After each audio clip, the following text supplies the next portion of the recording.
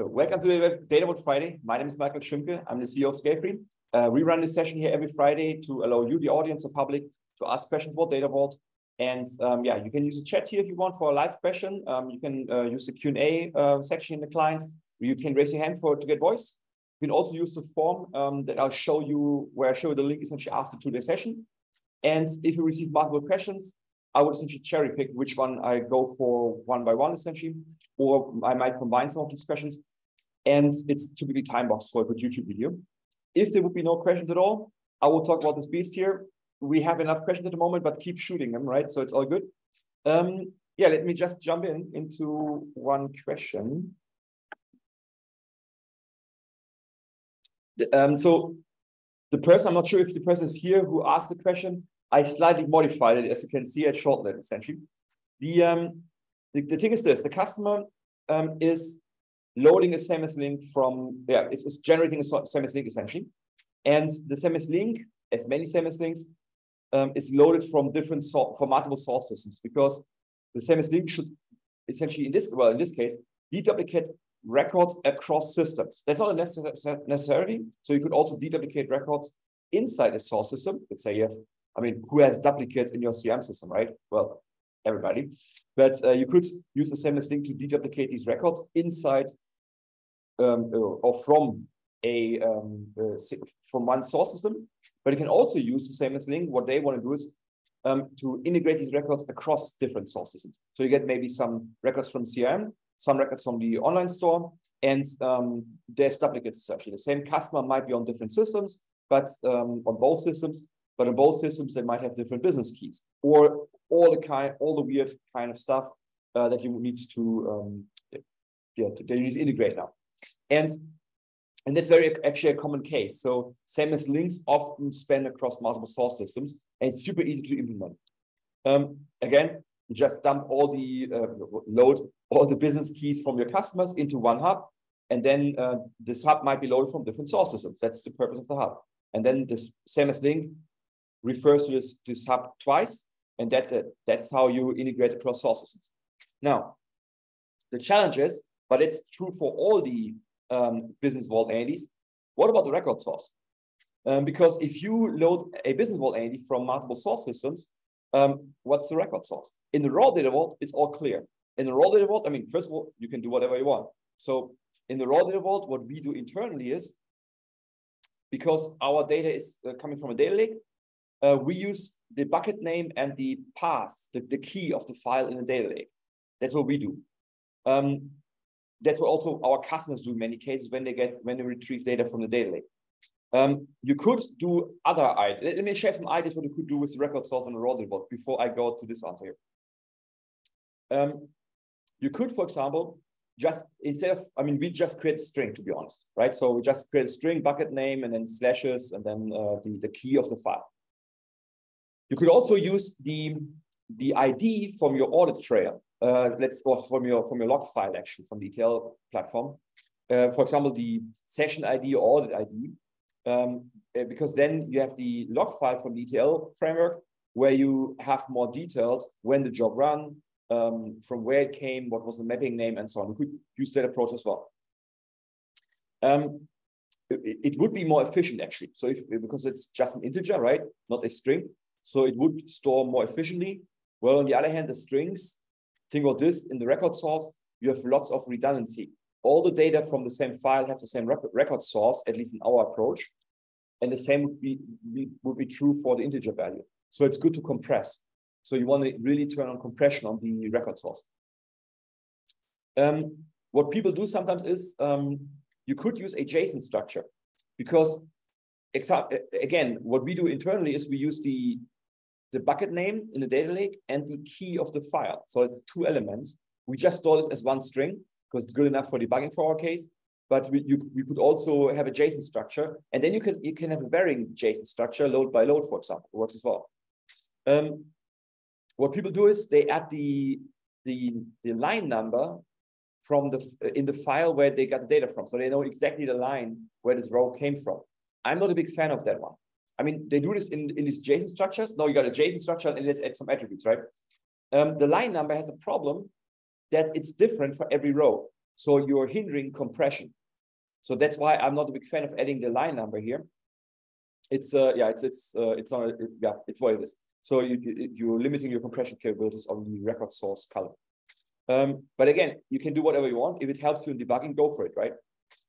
I wouldn't do too much though, because if you need more than that, there is typically a log file as well where you get additional data for every run, for example. That's what we do.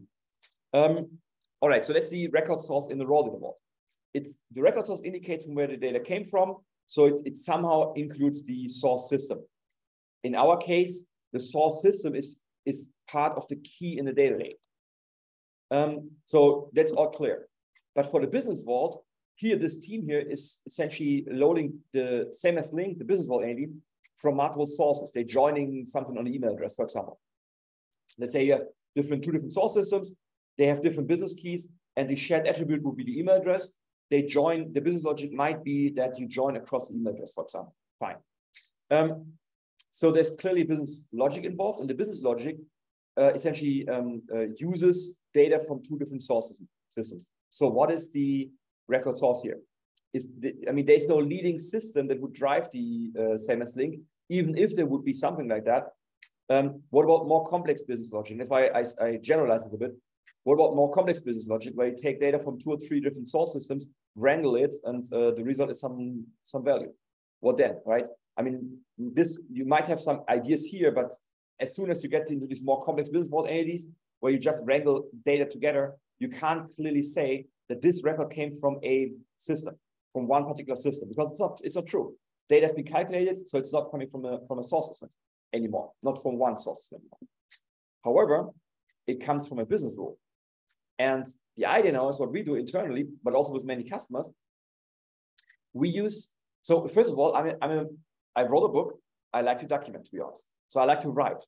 And so I expect from our teams that they actually document the business rules they implemented, which means that you might have some, let's say, wiki system that will be used internally, for example.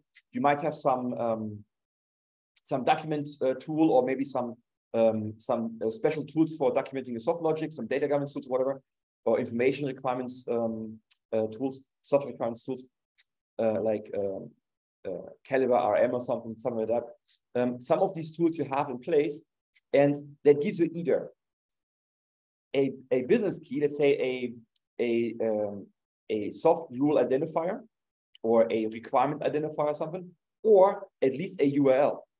And in our internal case, we have a wiki system where we document all these business logics, and the URL, that's what we use as the record source. Because if you as a user, if you query a business vault and you retrieve some results, I would be, let's say I want to find out what are these results coming from, right? Well, I have to understand the business logic. And that's why when there's a URL in the satellite as a record source, I can directly sometimes click on the URL and get to the wiki page where I get the explanations. And that's where I would expect, where you explain how did you essentially wrangle the data and what are the sources for this data, essentially. That's what I expect. Now, the problem is the URL is a bit long, at least in my opinion, which means that what we do is we use a tiny URL service first to shorten the URL. We have an internal, we have a service that we use where we have our sfr.ee. I'll show you this one here. This sfr.ee service, that's essentially a custom domain that we use. And we use something similar essentially for our record sources to shorten them and use some shorter URL as the record source. Because it's just more convenient and you don't have much data. I mean, the URL can be quite long, right? And this one is much shorter, and that's what we use as a record source. And that's what we also do with customers. When you use Confluence, for example, there is a plugin available in Confluence where you can use, essentially create a short URL inside Confluence, which means that these URLs don't leave your enterprise. It's just done by Confluence, and that's it, by your internal system, by internal on-premise system, and or the service that you use, essentially, right, that you pay for. So that you could use, for example, when you don't want to share these URLs with an external service like TinyURL or something, or Bitly or something, because there might be sensitive data in the URL as well, right? Or the page title at least, and so on.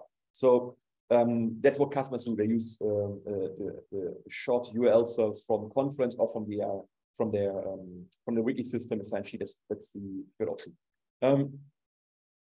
All right, yeah, that's the record source in the business world and beyond, like in information market as well. Same game. If I query a dimension or fact entity, I would also expect a record source there to understand where is this information coming from for this information mark entity, right? Some dimension or fact entity. And again, I would expect a URL where I can click, end up on the wiki page, and that's my starting point essentially to the into the business logic and into the documentation for the business logic. And what we also do with customers is in the dashboard. I might be a picky or challenging business user sometimes, but in a dashboard, I would also expect in the footer a URL for documentation for the dashboard, for example. So every artifact you deliver to a user, in my opinion, must be documented, and I want to make the documentation easily available or easily accessible for the end user. So that's the basic the basic thinking of having the record source, the URL as a record source essentially. That's the idea. And yeah, we use it quite successful. People love it because when you query the system, you see directly inside the entity the URL for the documentation purposes essentially. That's how we use it. Cool. Good question. Yeah, I should go back here, but yeah, good question. There's another question coming up from the same attendee here. I broke this apart into, this were two questions, right? And if you have a question like this or something similar, anything about data vault, anything about data-driven solutions, cloud computing that fits the general topic, MPP computing, right? It's all good. Use this form here, sfr.ee/Friday. That's essentially your, that's where you can upload pictures if you want, from a whiteboard if you want to scribble something up or something, or a team picture if you want. Go for it, upload it, and yeah, hope to see you next week. Thank you guys for joining. Thanks, guys. Thanks for joining today. If you'd like to discuss this further, give us a call on the number below here, and we're happy to discuss this with you. See you next time. Have a nice weekend. Bye-bye.